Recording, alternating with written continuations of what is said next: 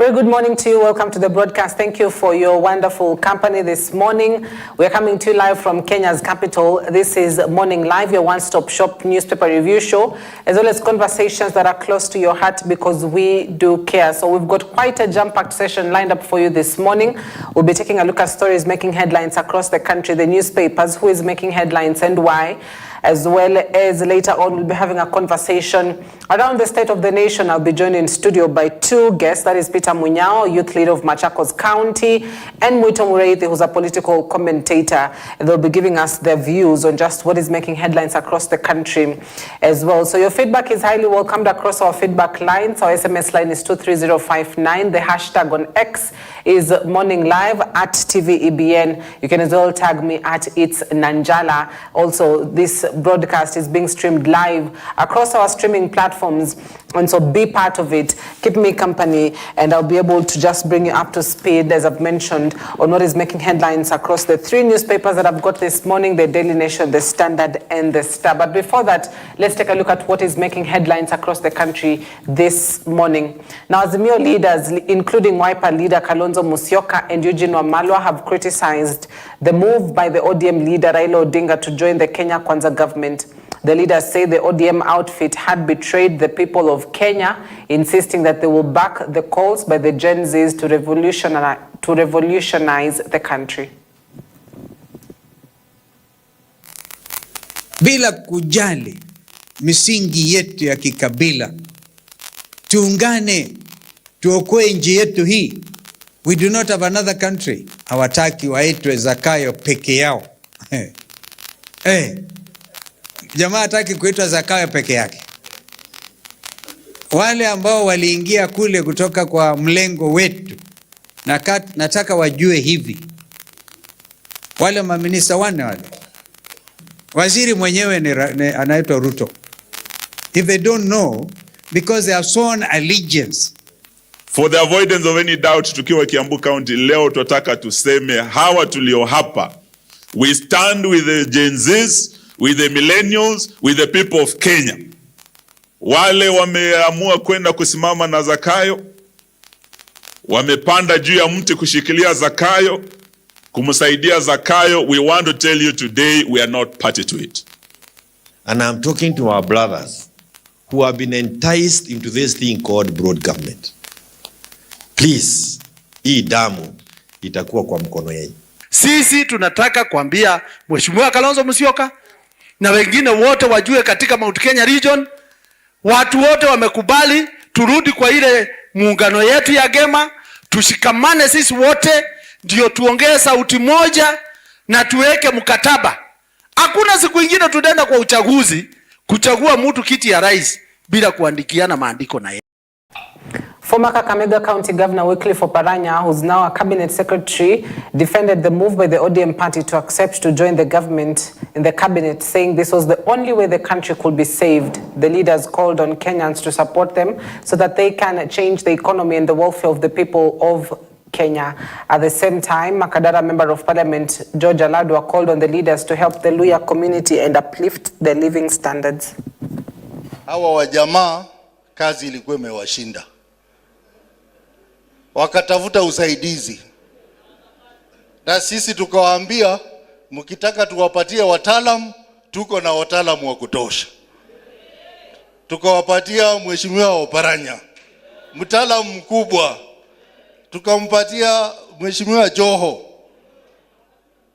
waziri, si ndio? Na wale wengine. Kwa hivyo sisi kama ODM, kwa sababu walituuliza wanataka usaidizi, tumewapatia wataalamu, na nyinyi mliona vile walikuwa wanajibu maswali pale. Si ni wataalamu?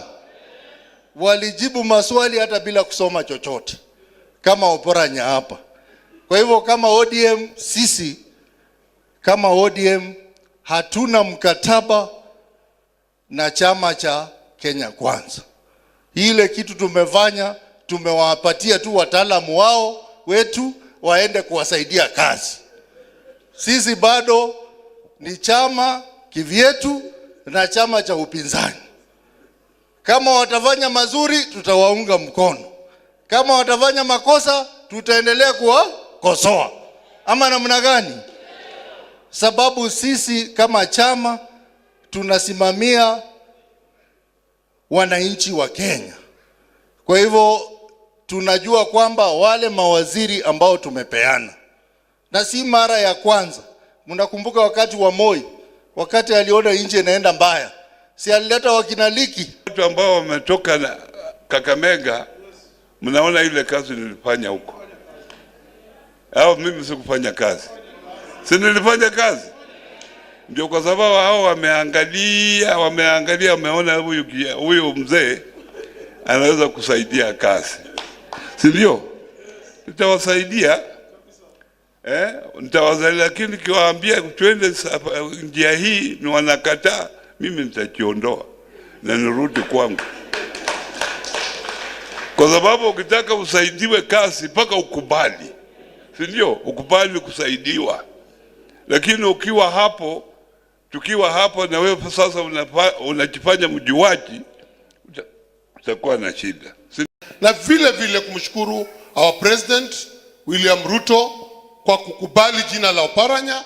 Mliona hata wengine wakitaka kuleta uchafu mwingine kusema vile iko, lakini Mheshimiwa Oparanya alipambana na kuweka mambo very clear siku ya Jumapili. Kwa hivyo yeye ni mweupe kama pamba. Si mlimsikia? Kwa hivyo mtu anataka kuleta matope, angeleta wakati huo Jumapili, na kama kuleta Jumapili akimie kabisa.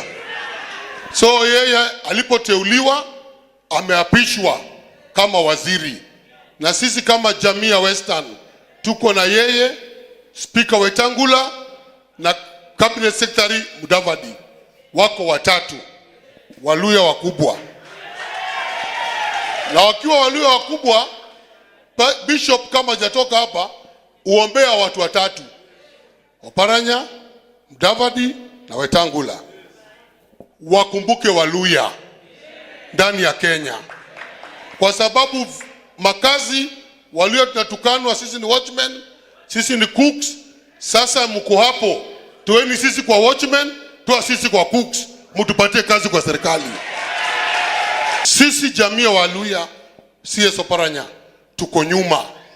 Hata kwa economy tuko nyuma, kibiashara tuko nyuma. Na mimi nakujua vile umeingia huko, make sure hata deputy president anazunguka akisema Wakikuyu wana wasaidike. Leo atakufa na Wakikuyu, hata nyinyi mkufe na Waluya. Hata zile shares mmepewa mtugawie. Sasa uko ndani, tugawie shares. Wamama wapate shares, vijana wapate shares, kanisa ipate share, na twende. Mnakubaliana na mimi? Mudavadi amke, Wetangula amke, Oparanya amke, twende kwa jamii yetu ya Waluya. Mtu asiogope sasa kuongea kama Mluya. Popote huko, ongea kama usiogope. Kama deputy president anasema yeye anatetea Wakikuyu, mimi hapa Nairobi Oparanya nitatetea Waluya usiku na mchana.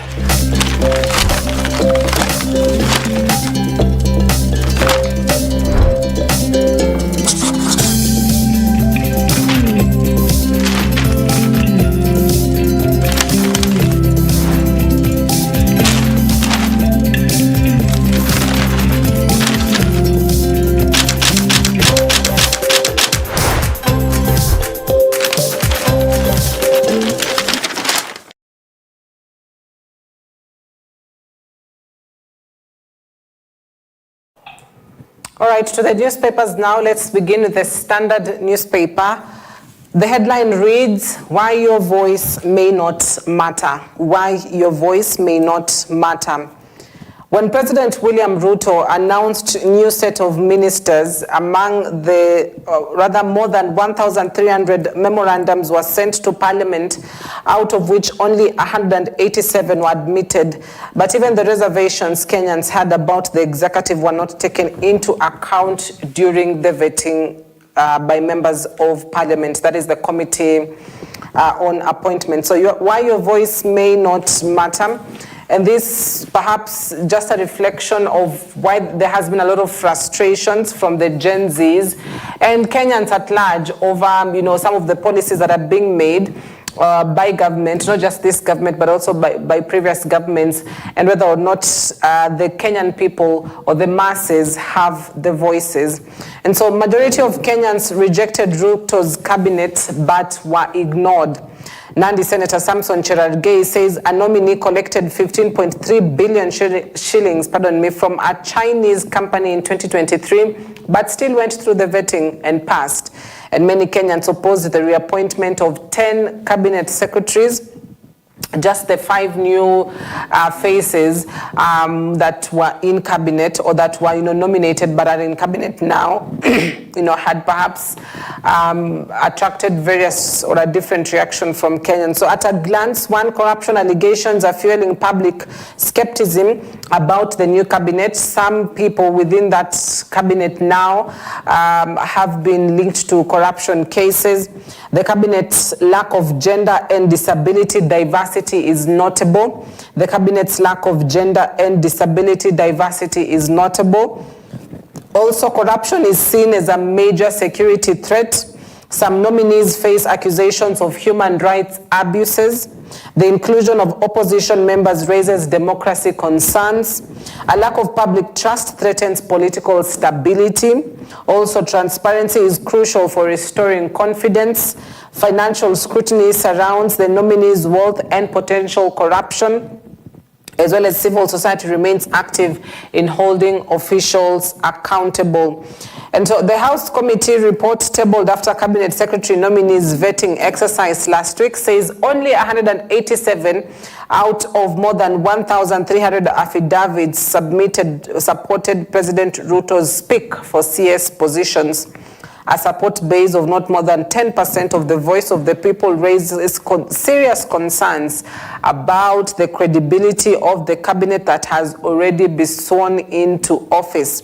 The nominees were sworn in on Thursday last week at State House amid growing questions from the public, which even manifested in a round of Gen Z protests, albeit on a low scale, against the Ruto administration. A majority of the affidavits, over 800, questioned the suitability of the nominees to hold office, especially after President Ruto had said the dismissal of his entire cabinet came after reflection and listening to Kenyans and after a holistic appraisal. And so that, of course, leads to the headline on the Standard this morning on why your voice may not matter. People, you've got professionals, you've got experts, you've got the Kenyan people who are chipping in and saying, we do not agree with the names, but still the names go through our head. And so that is why there's that headline on why your voice may not matter. But also top of the page, sitting on top of the world, as the curtains came down on the Olympics Games, Team Kenya had something to smile about. After an impressive 11 medals haul, the team emerged top in Africa and was ranked 17th in the world. No mean feat for the athletes who yet again proved they have what it takes to compete globally. So, Beatrice Chebet, gold medalist in the 5,000 and 10,000 meters races. We've got Emmanuel Wanyonyi, gold medalist in the 800-meter race. Ronald Kwemoy, silver medalist in the 5,000-meter men's. This was the first medal that we've actually gotten in that particular event since 2012, so that's no mean feat. Mary Mora, bronze medalist in the 800-meter women race. Abraham Kibiwot, bronze medalist in the 3,000 men's steeplechase. Faith Kipyegon, gold medalist in the 1,500 meter and silver medalist in the 5,000 meter race. Helen Obiri, bronze medalist in the women's marathon. Benson Kipruto, bronze medalist as well in the men's marathon, as well as Faith Cherotich, bronze medalist in the 3,000 meter steeplechase women's event. So sitting on top of the world, great outing, we could say. Perhaps a slow start, but a great outing eventually for Team Kenya. And of course, we missed out in some, like the 10,000 meter, which we are hoping that, as well as the 1,500 meter men, which we're very much used to getting, and we're hoping that that is something Team Kenya can work on as well. So That is your headline on top of the Standard newspaper. Now to the Daily Nation that speaks of inside Kenya's secret money printing deals. Inside Kenya's secret money printing deals, making of a scandal. The government has maintained a veil of secrecy around a new banknote printing deal awarded to a German firm, extending a web of mystery that has masked multi-billion shilling money printing tenders that have come at a heavy cost for Kenyan taxpayers over the years. And the CBK's Central Bank of Kenya's failure to make full disclosure about the latest venture raises eyebrows and many questions.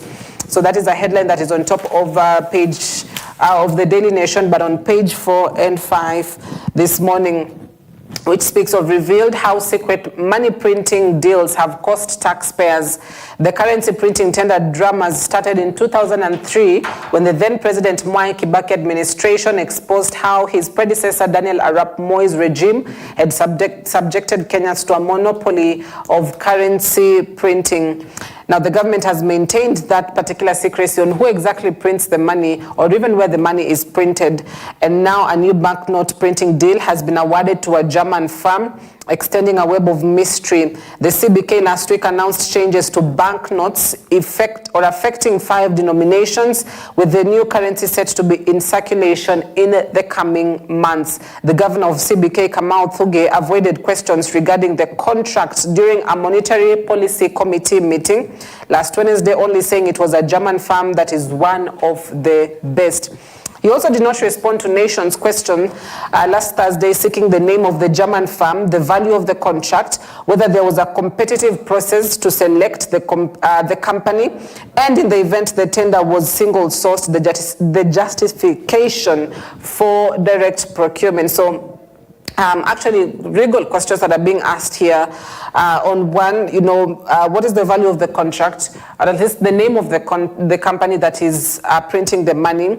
3, on whether there was a competitive process to select the company that will be given this contract. And on 4, whether the event on the tender was single-sourced, the justification for the direct procurement.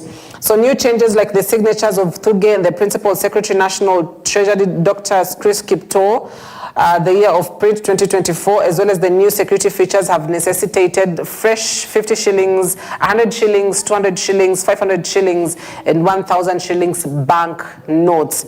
However, CBK's failure to make full disclosure about that particular venture raises eyebrows over the secrecy within this particular move. And so that is something that, of course, should be of public concern and should get the answers that it deserves on who exactly is printing the money, what is the value of the contract, and how many other people had been engaged in that particular process before they picked one winner.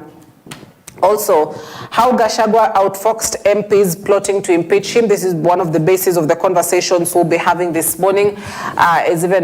It is reported President William Ruto as well held a breakfast meeting on Saturday morning at State House with Mount Kenya MPs, perhaps a ceasefire pact just to get their views, their thoughts, as well as to make peace within the region. But how Gachagua outfoxed MPs plotting to impeach him, that is a story that is on page 9, to which we'll be having an in-depth discussion on in just a few minutes. But as well, why Kenyan victim of 1998 bomb blast will pay 8 million shillings to US agency. August 7th normally is the day that we mark the anniversary for that particular bombing, which claimed the lives of more than 200 people. It was a twin bombing, actually.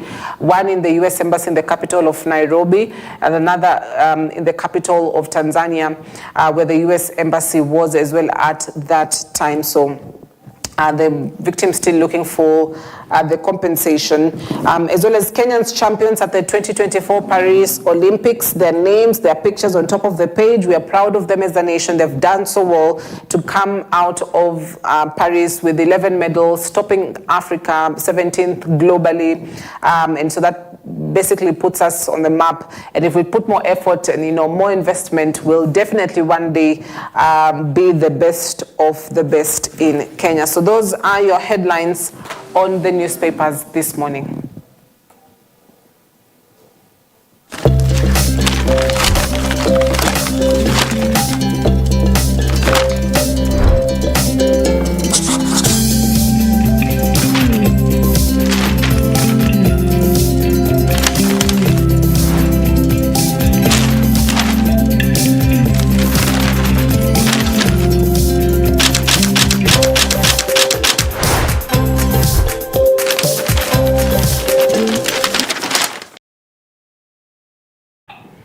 All right, ladies and gentlemen, allow us to take a quick breather, but when we come back, we'll be getting into the conversation this morning. We'll just get us a feel of what this Olympics outing was like for Kenya from the guests. As well as we'll be talking about the Deputy President, Rigathi Gachagua, and the ceasefire pact, for lack of a better word, that was in place by President William Ruto on Saturday as he hosted members of parliament from Mount Kenya.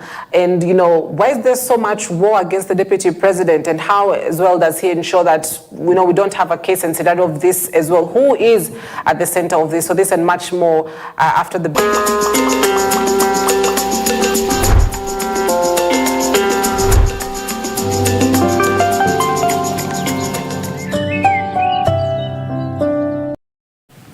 All right, good morning, welcome back. Thank you for staying with us. You're watching Morning Live, and we'd love to get into this conversation this morning.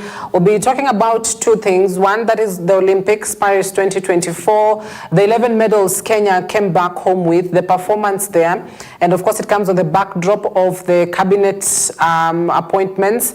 And we had now the new CS for sports, Kipchumba Murkomen, who, you know, went to Paris actually, and was amongst the people that attended the penultimate events of the Paris 2024. So we'd love to just take a look into this particular overhaul of the medals, what it means for Kenya, our performances there, how it was, and, you know, where does that put us now as a country? Do we need to invest more, or what is the next step? As well as Deputy President Rigathi Gachagua's impeachment woes. Well, it seems they have cooled down a bit, and could largely because could be because of President William Ruto's hand in it. On Saturday, he held a breakfast meeting with leaders from Mount Kenya region, members of parliament, and perhaps a ceasefire pact was a result of the fruits of that particular meeting. So we'd also love to get into that, and why it seems the DP keeps on finding himself in this position yet again. Then how do we prevent this from happening? Because it's just 2 years into this particular regime. We cannot spend 3 more years as a country having this particular kind of conversation when there's so much more that needs to be had around the economy, the state of the people, the cost of living, the cost of doing business in the country. So you can be part of this conversation this morning. Our feedback lines are open. The SMS line is 23059. We are streaming live across our streaming platforms, that is on EBN TV. Now, let me introduce my guest in studio this morning. I'm joined by Mwito Mureithi, who's a political commentator. Asante sana Mwito for coming in this morning. Pleasure to have me. Good morning. And we'll be also joined by Peter Munyao, who's a youth leader of Machakos County. I hope he makes it on time. And so we'll be looking forward to having him as well this morning. So let's just get this started. Mwito, you know, the Olympics began late last month, the month of July. We saw, you know, not very impressive performances from the volleyball team, from the rugby team, but it seems we've invested more of our time and our passion on athletics, and that is why we keep on recording great performances. What is your view about the Olympic Games that have just ended?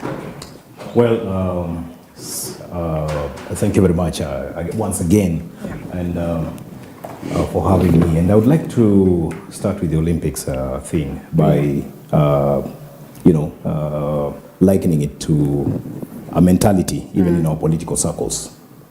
It is kind of a culture that you will discover that if somebody has been performing well or has performed well before, when it comes to the big stage, the guys who are upcoming and have not performed in that stage before are usually dropped in favor of somebody else who has been there before, maybe defending the title, but has lost the steam. You get the point? Within the 4 years, could have lost the steam, but because this person is supposed to go there and defend the title, you will see some upcoming young Turks, young people being dropped, young talent being dropped, so that they can create space for such. This kind of bargain should actually stop, because it's the same thing you see in our political circles, like even what you saw, the recycling of leaders, people who have been in government before. We have their track records. We know who performed and who never performed. But since there's so many years, they tend to believe that we must have forgotten about their records. They get reintroduced, into the same game again, and the young talent is continues to be, asphyxiated as much. Yeah. So the young people don't get the opportunity. And this is where we say there would be no need to nurture talent.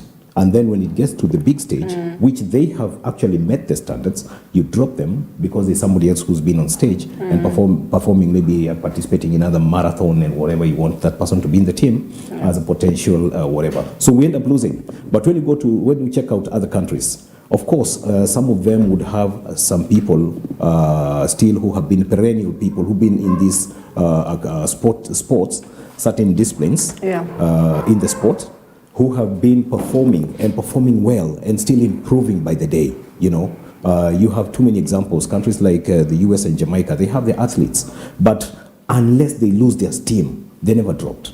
Okay? So the point is, how do we gauge those perennial performers when it comes to now trying to select the people who are going to represent in the big stage? Now that has been one of the things, and that's why I'm calling it a culture. It's a culture problem, and we need to drop it. We need to just, stop using that mentality. Another thing, the lack of better facilities for training. And I'm saying this as a sports person because I used to play in competitive volleyball in the 90s until 1999. I used to play for General Motors East Africa. We were champions twice in the volleyball league. Supposed to represent Kenya twice in the continental arena. But how we lost as General Motors. I remember one cabinet one member of parliament who used to lead the organization then. Actually came up and said that we cannot have people from Mount Kenya representing Kenya because this sport seems to be so Western. Ni ya watu wanakula ugali. Yet the team is the one that had won. So the tickets were given to a team that had more lawyers in the team because it comes from Western. And that's how we lost it. So I lost the interest of volleyball. Because it is in such platforms that professional, deals come around. Now, away from that one, sounds personal, but this is what has affected and beleaguered the sporting progress in Kenya. There is no motivation because that's part of demotivating players. Because I retired in 1999 because of that reason. We became champions twice, but we never participated in the continental event. Because that's lack of motivation, because of some tribal connotations, Another thing is we need to improve on our sports facilities. Like I was saying, we used to feel different when we were performing our thing at KPA Bandari, which used to be an indoor gym, Nyayo Stadium, which also used to be an open air but had a rubber ground, a Kasarani, it's a wooden ground, So our performance from the grass, with many holes in it, and not leveled ground, so dusty. Our performance used to be up there when we were performing on these pitches, but when we were performing in this participating in these in tournaments held in such grounds, rough, rugged grounds, our performance was different. So you see, to keep it at top notch, always we ought to have those facilities improved. Like now, what we have just near here, stadiums in estates like Dandora, Kamtoyoyo, and many other stadiums. We need to have them in the states. More of those, basketball courts, they should be, we should put artificial turf and have the best of, the surface for the sporting, so that when you go to the international, we're meeting these kind of surfaces. We already used to it, and this is the kind of thing that would improve. The stipends that we offer to the students, to the players. The government should actually come in and support through the Ministry of Sports and support these clubs, because there are clubs that even struggle to pay fare for their team to go participate, in a league match, just away. They can't even, walkovers for such. This is something that should not be a thing. It should be a thing of the past. It should be an initiative of the ministry through the government, through the ministry, to provide for transportation, and facilitation of this transportation and, funding of these clubs, from the government taxpayers' money. It should happen, a bit of it, because for a period of time when we're building this sport, because now we're having the betting and everything that is coming in is actually helping these clubs earn some bit of money. But I think we need to do that. I mean, the players to earn some money for themselves. Yeah. But I think to get them off the betting, since they're the ones who are being betted upon, we need to facilitate these people with better emoluments. And I think this should be considered by the new CS who is coming in. Yeah. Another thing, I think we really don't cherish our sports heroes.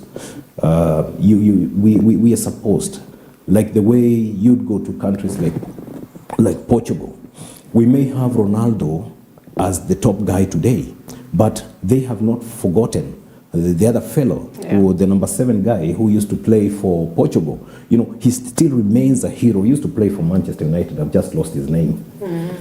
Such people. You go to other countries, you'll discover that they really acknowledge and celebrate their heroes. What happens to our Kenyan heroes? The athletes, once you're off the pitch, we're done with you. Yeah, till the next games. Till the next games, or maybe when time comes, maybe you're experiencing some form of challenge, hardship. Our press will be there to cover you and highlight, and that's the time we remember, oh, this is the guy who actually held the championship for a certain period of time. So he did us proud then, but today we have a very short memory of history, and I think we should enlarge our memory for history and we have for the future. Yeah. Because you can find the Kenyans, we are the type of people who have a 1 GB storage and 1 terabyte for the future. So 1 GB for history and 1. So we need to get off that kind of culture, that mentality, to have this thing grow, and amongst many other things. Right. So I do believe if the Minister for Sports comes in, and I wish to congratulate the former CS for Roads Talanta Hela, that is Babu Namwamba, the Talanta Hela, whatever. These initiatives that he came up with. I tell you, if it's Babu Namwamba who was reinstated, I would have had no problem. You have a problem with Murkomen? I don't know him in sports, but what I saw and what I heard Babu Namwamba come up with and what he was talking about, I think he was out for transformation. I'm here to see what Murkomen can offer in sports, much as he's a football player. A Man United fan as well. A Man United fan, and also, a player at the Bunge FC. So I think he has quite a lot to deal with. We have Chan coming.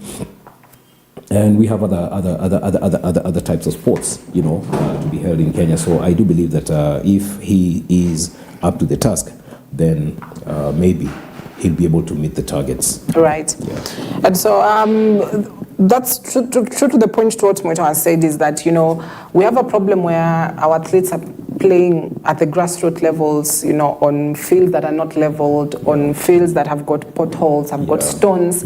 And you expect them to compete with people that are on indoor arenas, and that's what they've known all their lives. And so there needs to be more investment, as well as in other sports. We had swimming competition for the first time in Kenya on the Olympics. We had judo, we had fencing, and so there's so much that can be done. And we do hope that they'll be ready for the World Championships, which will be next year in Japan. Even as we congratulate all the 9 medalists who came back home with medals, as well as to those that went and were not able to do that. There's always a next time. Indeed, a big congratulations to Team Kenya. So how about we now switch this conversation to something political now. And we've got a state of a country where a deputy president, that is now Rigathi Gachagua, who has been facing impeachment claims. Well, the motion wasn't exactly submitted yet, so we'll just keep it as claims. And so the head of state, President William Ruto, has seemingly intervened to save him. and that is when he had a breakfast meeting on Saturday where he hosted Mount Kenya leaders and members of parliament, to be precise. The likes of Ndindi Nyoro were present, but the deputy president himself was not present in that meeting because he was part of the agenda. The agenda was, the support for cabinet as well as, uniting Mount Kenya. Muito, when you're here last time, things were hot on the hills on the deputy president, Rigathi Gachagua, and he just actually done a press conference at that time, or I'd call it a press or an interview at that time, to which he talked about the frustrations that he was facing as a deputy president in office. There are those that are not, obeying him as the second in command. There are those that do not regard that particular office that he sits in. And then there were questions on why is the president so silent? And it seems he listened to those kind of voices and he decided to intervene and sort of unify this particular region, putting in mind that it gave him 47% of his vote, so that's how important it is to him. But the question really is the timing, of Ruto meeting the Mount Kenya MPs. Was that a proper timing, considering that the motion or the claims had been there for weeks to end? Well, before I even get into why His Excellency the President had to move into Mount Kenya and quell the feud that was there, I must say, because I've said it before here in my analysis, and I've spoken that touching Rigathi Gachagua at this point in time would be a negative thing, especially for the president. Political suicide? It would be a political suicide, because what they hadn't done, and the people who were advising to him, and the Gachagua was telling them, truly, please go tell the president the truth. The ground is not reacting the same way it did. And what they lied to him, maybe the few who were actually planning impeachment. Impeachment was there, it was planned. But the intricacies of impeachment are the ones that actually took the hurdle a bit higher. And so they couldn't really go into it full throttle. But we'll get into that one. What I was explaining is that Rigathi Gachagua, one, he first read what his job description was about. He knew he was the principal personal assistant to the president. Yeah. That tells you one thing: there's nothing he can do from his own initiative unless it comes or emanates from the president or the office of the presidency. So, which means the president assigns him duties. You go reading that article that defines the duties and responsibilities of the deputy president, and you'll see that Rigathi Gachagua committed to stay under those statutes, because he knew too well that he gets out of it, then he'll be in a clash with his boss. So he waited, and you had the president publicly telling Rigathi Gachagua, take care of this drug menace and alcoholism, take care of the coffee industry, take care of our tea industry, take care of our dairy industry, And before the entry of Musalia Mudavadi, the sugarcane affair was also under Rigathi Gachagua. But the entry of Musalia Mudavadi, the president sort of took it over, but through now Musalia Mudavadi, he handled that whole issue of the Western Kenya, and sugar belt, politics that were there. Now, Rigathi Gachagua ensured, because there's no coffee in Mandera, so he couldn't be in Mandera. When he was dealing with drugs, he knew that coastal region was actually affected with drugs. So he was there. Yes. In Malindi, in Mombasa, you could see him in such areas in the coastal region, because it was the worst hit. You could see him address these issues in some areas in Rift Valley, because Rift Valley is a silent, especially the urban centers. We have a lot of these kind of effects on drugs and alcohol, substance abuse in those areas. The city of Nairobi, Mount Kenya generally started, I think, around early 2000, after the referendum, there was this politics, and people got into drunkenness, and it was a political strategy at that time. It's a discussion for another day. It was a political strategy, and that's how it worked, and it has had a real big impact. Because I can tell you, when you talk about youth not really, appropriating, was real. Because I remember when I was in the 2012 campaigns, the school I actually went to, Mumbwini Primary in Udaya, didn't have the pre-unit. Then it was pre-unit. The pre-unit class was not there, and there was no class 1. Not that there were no children, but there were very few, to even fill up a class or be noticed. So they went to, distant schools, and this is what happened. It was a bad effect.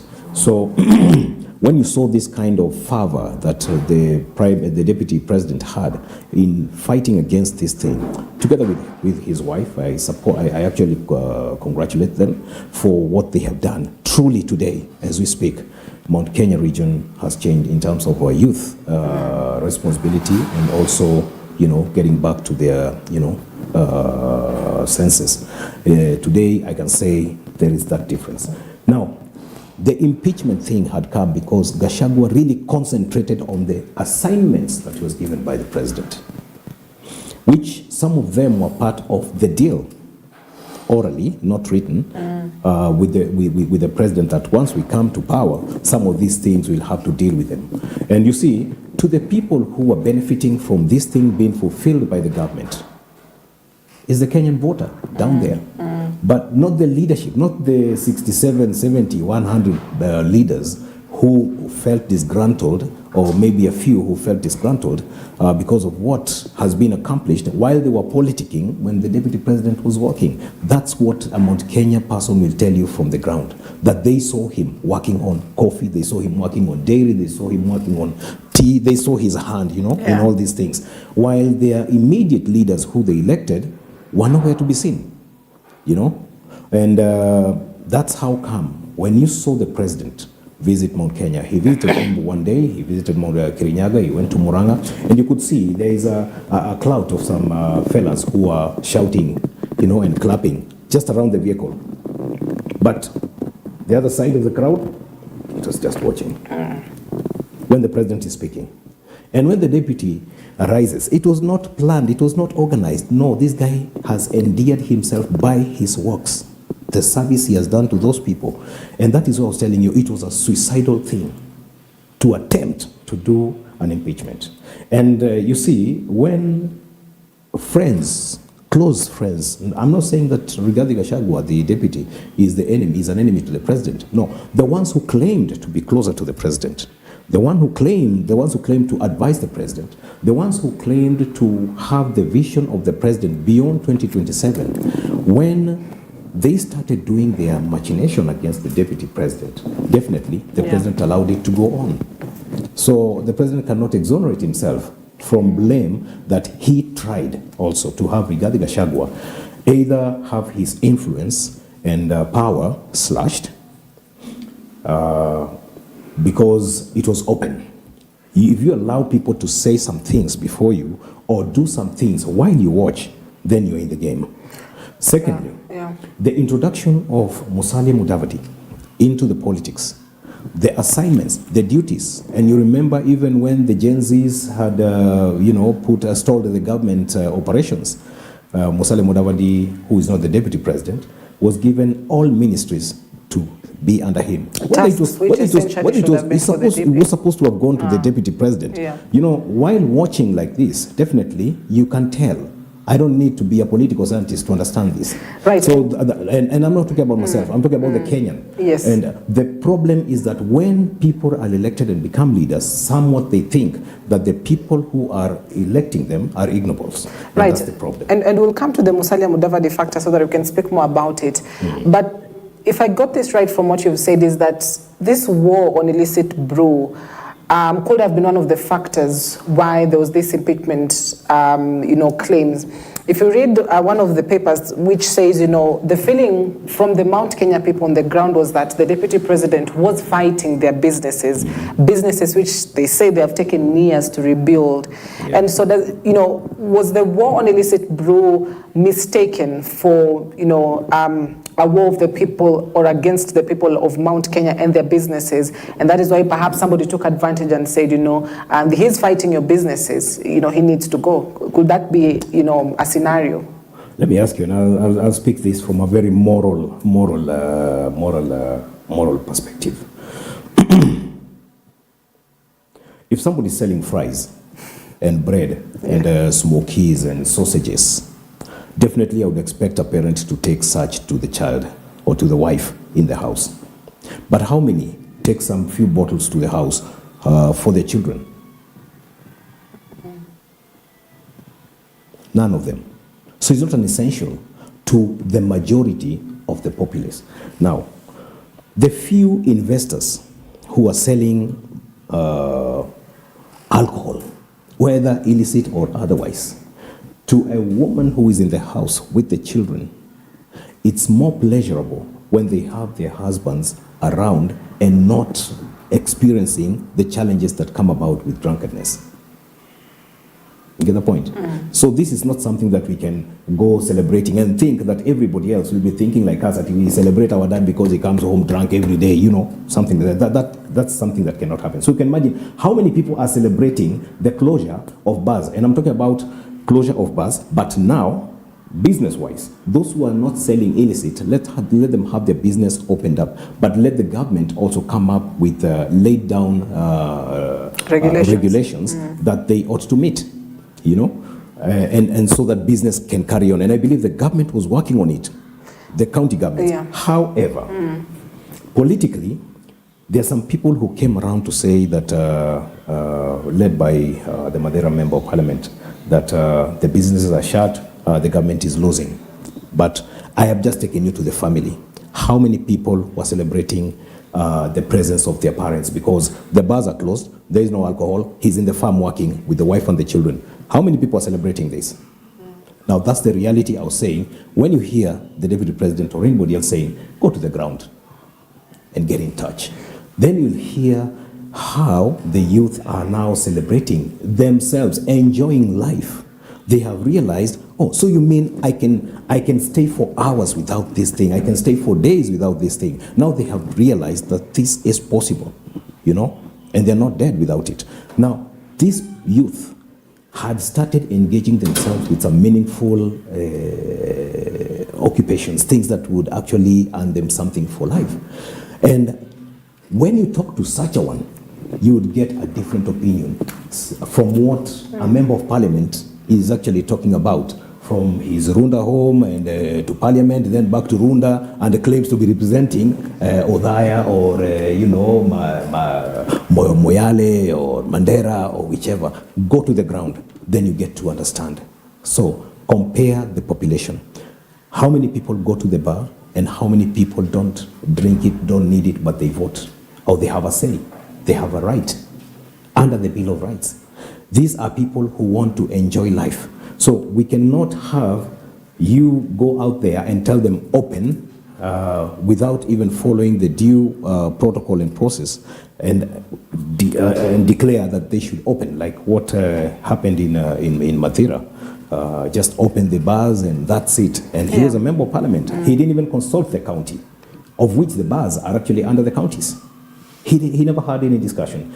Him and many others who actually were supporting this. I think that is one of the things that since they saw there was great success in transformation, now go to the ground. The people who saw the transformation, you are the ones who are telling them that this is not what we wanted for you. And the deputy is saying, now you can speak for yourselves. Now you know that it's possible. Even sitting from here, I can tell you, if I was listening to the two speaking from both sides, I would actually listen and vouch for the deputy president agenda and mission, because it was about transformation, which was evident. Now, those who didn't like the scorecard, what it was reading, are the ones who actually were going for regarding his, Right. Yeah. All right. Now let's talk about Musalia Mudavadi and what role exactly he plays in this particular, scenario. Now, as you've rightly put it, when all the CSAs were sacked and the cabinet was dissolved, he was sort of appointed temporarily as cabinet in chief, basically overseeing. And his ministry survived. And his ministry survived. Well, there's also politics behind it because as well as being the prime cabinet secretary, but he was able to oversee all the 21 ministries for that matter, a job which essentially, according to the constitution, in that kind of scenario should, have gone to the deputy president. And so does this mean with the, entrance of Musalia Mudavadi into the Kenya Kwanza government and now also dissolving his ANC party to join UDA, does it put the deputy president in a scenario where he feels threatened, not just personally as Rigathi Gachagua, but also to that particular office of the deputy president and also to his supporters? Do they feel threatened that perhaps Musalia Mudavadi has been given more priority, seems to be, second in command with the phone calls and everything to the president, contrary to the deputy president Rigathi Gachagua? Let's bring it home. You as a presenter and an interviewer, you've done your script, you've done your research. Then you have prepared your questions. You know how the interview is going to go. And the boss has somebody else who you will actually hand this laptop and whatever you have done, explain to the person and let the person carry out, or let the person carry out the way he thinks. Yet the person who is taken up as an interviewer, maybe he's from production. It's not really in this communication bit, but he gets the chance and becomes the person who does it. I'm saying the person in production that the chief secretary is an illegal office, as we say, because it is no way the constitution cannot be backed by the law. Yet the president has seen in his prerogative that it is necessary to heap all this responsibility to him under the guise of being the chief secretary, the chief minister, cabinet secretary, okay? Yet all cabinet secretaries are supposed to be under the office of the deputy presidency. Legally, constitutionally. Yes. You get the point? So it was unconstitutional for even the president to do what he did. And sitting there as the deputy president, definitely, I would read between the lines and I could smell a rat. So I wouldn't blame the deputy president smelling a rat. Is he being pushed out? Like I told you, long time ago, here, when you have an influential campaigner, once you get to power, and I'm very deliberate with these statements, begin to downsize the person. You may not really kick him out, but downsize the fella. And that's by delegating some of the responsibilities that would be, that belong to his office, to somebody you delegate else. to somebody else. That way, you're definitely downsizing that person. Now, the only difference here, unlike William Ruto, 2017, he didn't run to Rift Valley, the voters. Rigathi Gachagua ran to the people who voted for him and asked him whether this is what we really wanted, this is what we are really dealing with, or is this really, are we really on the right path? And the people told him what they thought. So it became tricky because he ran to the people. He took, he reversed, we say rewound, the mind of the people in government, Kenya Kwanza government, to the days of the campaigns. And he made sure it's very clear that we are not here favorably because of favor or something. We are here because of the rightful position that he had taken together with his fellow Mount Kenya leadership, that they campaigned to garner the votes they garnered for the president. And on that platform, they were granted the office of the deputy prime minister, deputy president. So he had to go back to the same people who voted when they were convinced that if we get to the government, get to the top, then they would they would be in that government. And since the promise was made and it was fulfilled, definitely Rigathi Gachagua had to go back to those people, and that's what he did. So it became tricky. While others were running towards State House, he ran towards the village, and you had the villager thing. You know? Yeah, this could be also due to the fact that he understands the numbers. And this, politics is a game of numbers. And they won the 2022 elections with numbers. So he understands that, contrary to the DP back then in 2017, the deputy president, William Ruto, perhaps the Rift Valley do not have the numbers in true to fact compared to what Mount Kenya region have. So he understands it's a game of numbers. And if at all he's not going to win those in cabinet or win those in parliament, he's going to win the people, isn't it? Yeah. It's a political strategy. And everyone must run his own strategy to survive. All right.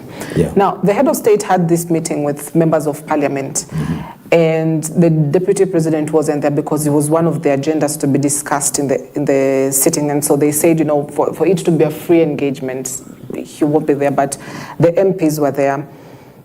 And the two factions were, the head of state is trying to bring them together to sort of, you're from one region, let us speak as one language rather than one faction that supports the DP, the other faction that supports the head of state, that is President William Ruto.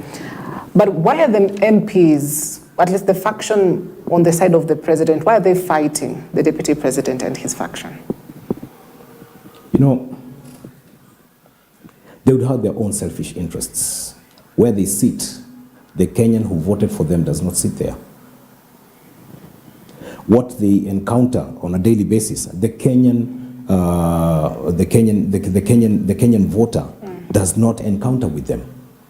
While they could be running for tenders and all these kind of things, as an example, in government, while they could be running for, having the CDF increased and their salaries protected, while you guys are crying out there, is not part of what would benefit the Kenyan down there.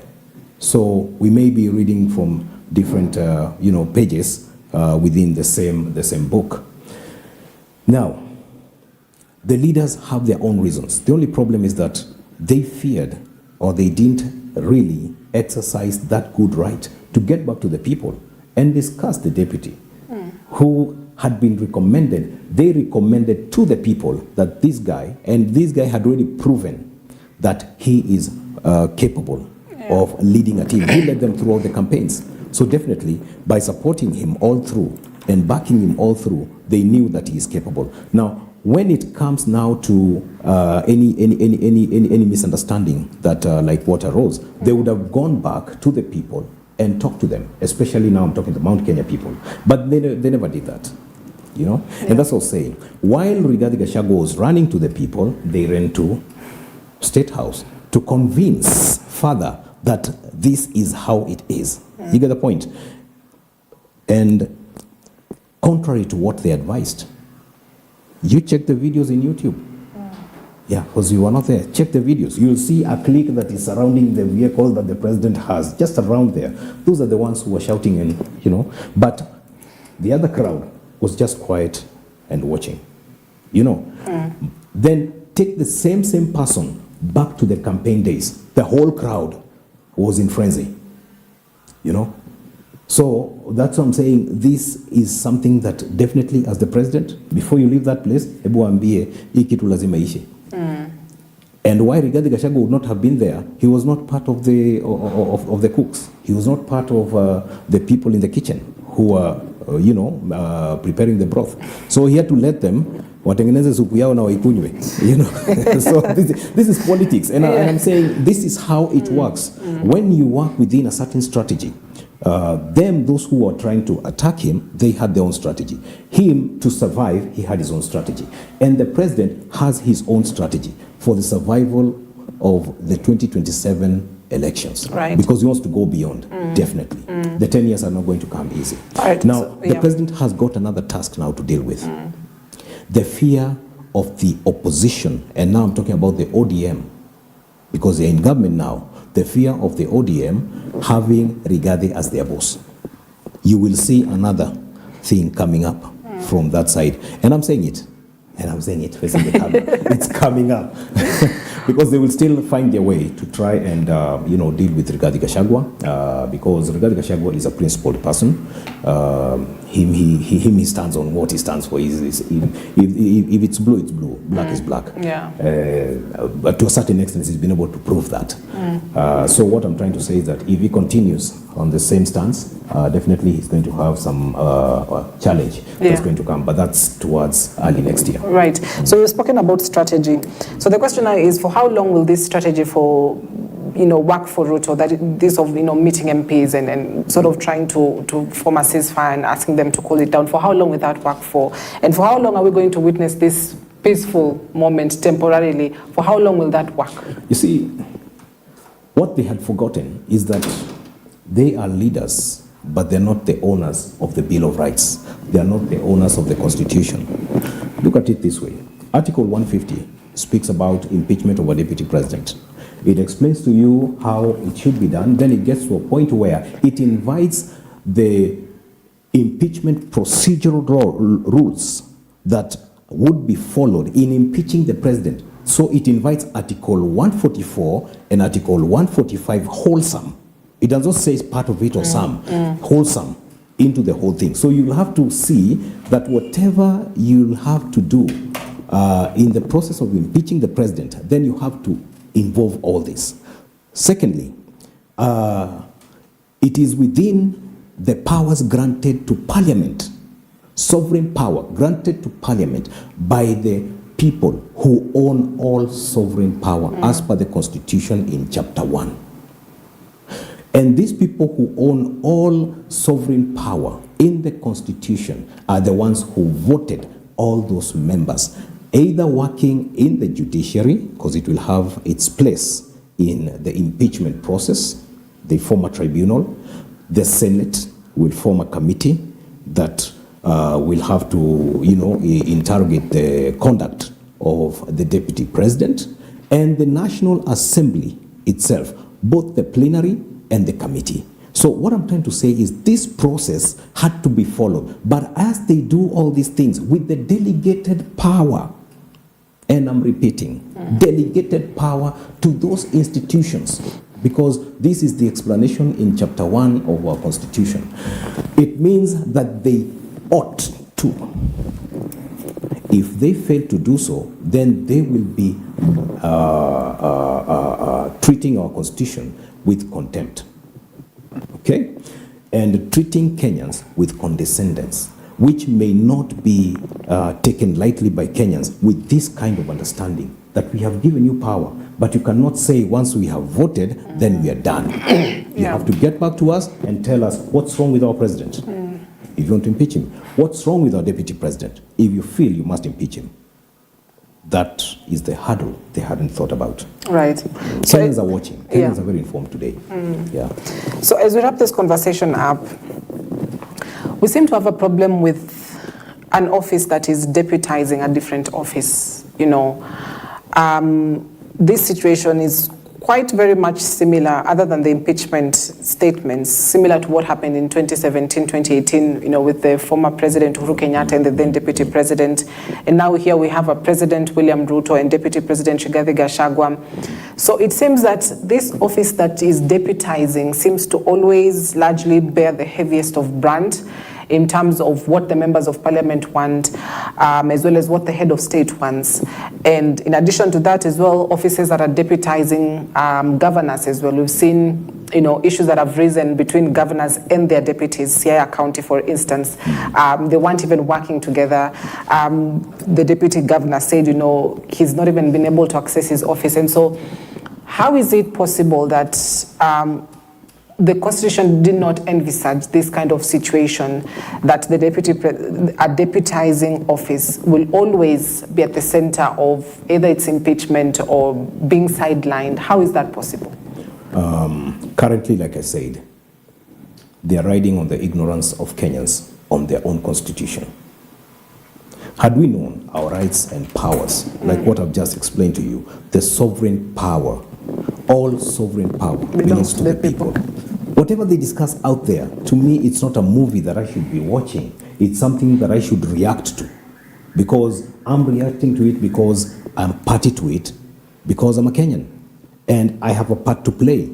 I voted you in out of my own reasons, out of my own volition. Then it means when it comes to discrediting my preference, then we must hold a discussion. Now, it may not come out so well as public participation, but hey, if you choose not to call it, then they will be visited and greeted by angry Kenyans. Salimiwa. Salimiwa. So this is where we are. So what I'm trying to say is that, that's where we are. Under Chapter 1, Kenyans will be demanding that this discussion must be brought to the public first, because they also know what if you're talking about impeaching the president, they know what the president has been doing, what he's been able to accomplish, blah, blah, blah, blah, and they know whether he deserves a chance from them or not. You know, and like I was saying, it's so sad. The other day you heard that they were opening opportunities for state officers to participate in tenders.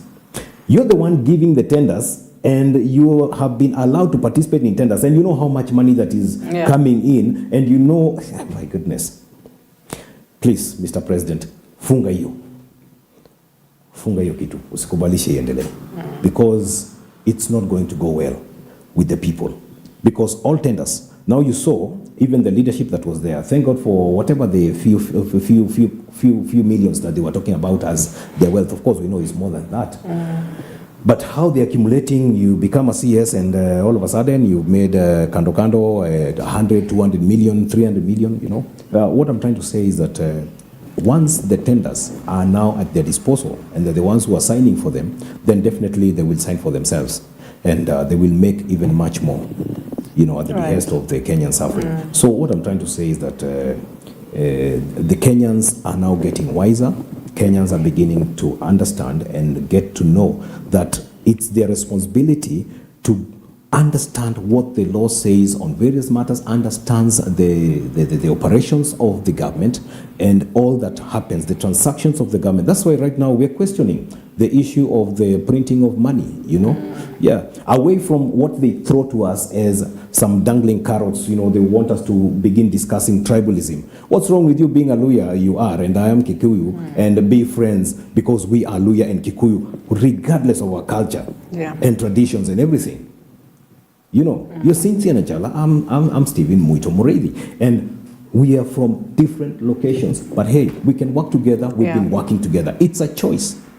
That is what Kenyans should work under. And that's what we do. After all this dust has settled, we always realize, oh, so we can live together cohesively and in harmony, you know. So it's something that we should carry on and quit discussing whatever they call negative tribalism and begin to discuss the pertinent issues, like now the money, you know. Because this thing of criticizing, oh, Mount Kenya is talking about, you know, Rigathi Gachagua is talking about Mount Kenya and the Kikuyus. See what the Mulembe Nation is doing, celebrating Musalia Mudavadi, Wetangula and Mini. They're doing it openly. I mean, it's normal to celebrate as a family. That thank God this has happened to us. You know, now go serve the people. Now this is what should happen, but we don't say na sisi na utushughulikieni sisi na sisi peke yetu. So I think these are the kind of things that we need to, you know, let go, let fall off, and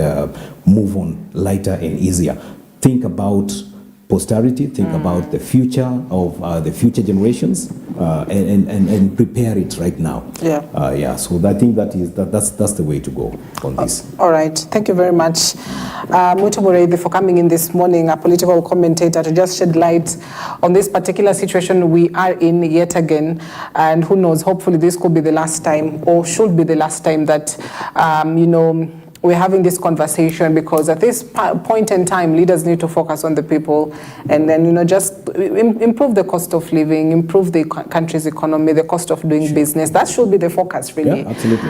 Because 2 years into the regime and already having the impeachment discussions, well, that's something that really not Kenyans and all Kenyans are not ready for. So we wrap it up at that point this morning. Thank you very much for watching. Unfortunately, Peter Munyao didn't make it, but who knows, we'll have him next time maybe. So we wrap it up at that point. My name is Cynthia Nanjala. Have yourself a wonderful morning.